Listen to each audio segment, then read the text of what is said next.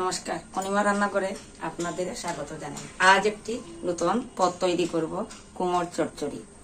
এই দেখেন, এর মধ্যে একটু নারিকেল, অল্প আদা, একটা কাঁচা লঙ্কা বেটে নিয়েছি।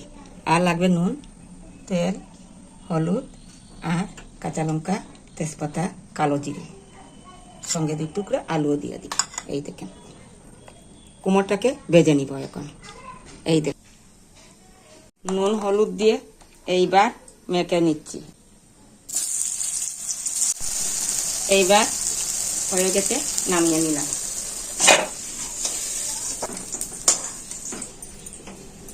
আলুগুলো সিদ্ধ করে নুন হলুদ দিয়ে ভেজে নিয়েছি। এখন একটা আমি মশলা তৈরি করেছি, আপনারা দেখেন। এই দিকেন অল্প জিরা গুঁড়া লাগে, আমি আগে বলতে ভুলে গিয়েছি। অল্প গুঁড়া মরিচ দিয়ে দিলাম, অল্প হলুদ দিয়ে দিলাম, অল্প নুনও এটার মধ্যে দিয়ে দিলাম। এখন মশলা এইভাবে মেখে নিচ্ছি। এইভাবে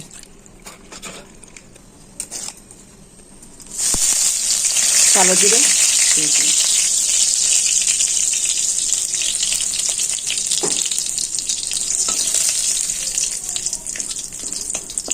বানানো মশলাটা দিয়ে দিলাম। জিরা কাঁচা লঙ্কাগুলো এইভাবে দিয়ে দিলাম মশলার সঙ্গে।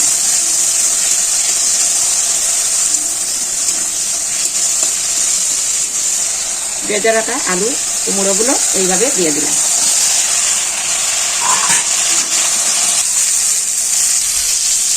দিয়ে দিলাম নারিকেল বাটাটি। এই দেখেন,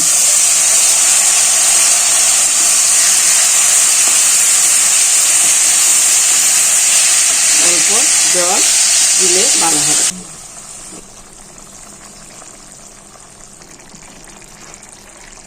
দিয়ে দিলাম অল্প ঘি, ঘরে বানানো ঘি। এই দেখেন, এইবার হয়ে গেছে, নামিয়ে নিলাম। এই দেখেন, বানিয়ে নিলাম কুমড় নারকেল দিয়ে চচ্চড়ি। ভালো হলে আপনারা চ্যানেলটিকে লাইক, শেয়ার এবং সাবস্ক্রাইব করবেন।